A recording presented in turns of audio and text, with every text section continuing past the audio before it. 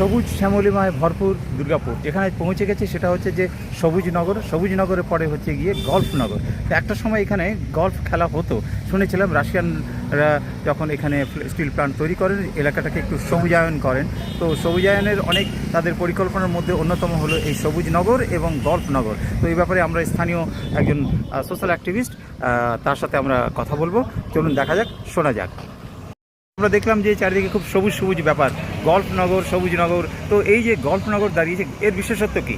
তো হচ্ছে এখানে বহু মানে আপনার 1960 সালে 1960-এ যখন বিএসপি প্ল্যান্টের নানা রকম ভেরিফিকেশনের জন্য বাইরের রাশিয়া থেকে নয়, বিভিন্ন বাইরের দেশ থেকে বিদেশিরা আসতো এবং তাদের একটা মানে গেস্ট হাউস এখানে ছিল এবং একটা গল্ফ খেলার জন্য একটা ট্র্যাকও ছিল এবং সেখানেই তারা থাকতেন এবং ছেলে মেয়ে ফ্যামিলি পরিবার নিয়ে এসে ওখানে ওনারা এইসব খেলাধুলাগুলো প্র্যাকটিস করতেন।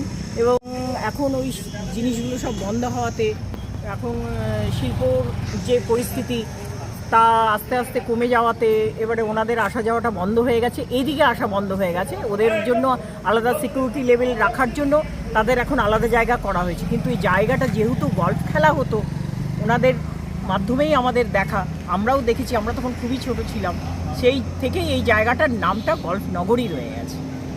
এইটুকু এখান দিয়ে এখন নানা রকমভাবে এখানে সব জমি জায়গাগুলো বিক্রি করে ওরা এখানে ঘর বাড়ির ব্যবস্থা করেছে। আমার এই বাঁ পাশে গল্ফনগর ছিল, নগর বলতে ওইখানে ওনাদের গেস্ট হাউস ছিল, ওটা একটা বাগান ছিল, তেঁতুল বাগান, সেটা শিবাজি অঞ্চলটা পেরিয়েই জাস্ট এটা স্টার্ট।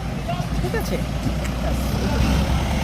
তো আপনারা শুনলেন এই গল্ফনগরের ইতিহাস। এখানে গল্ফনগরকে কেন্দ্র করে একটা সময় উপনিবেশ গড়ে উঠেছিল, বিদেশিরা এসেছিলেন, তারা এখানে স্টিল প্ল্যান্ট করার পরে এখানে জিনিসটাকে সাজিয়ে তুলেছেন। সবুজ সবুজ গাছপালা আমরা দেখতে পাচ্ছেন, চারপাশে প্রচুর গাছগাছালি।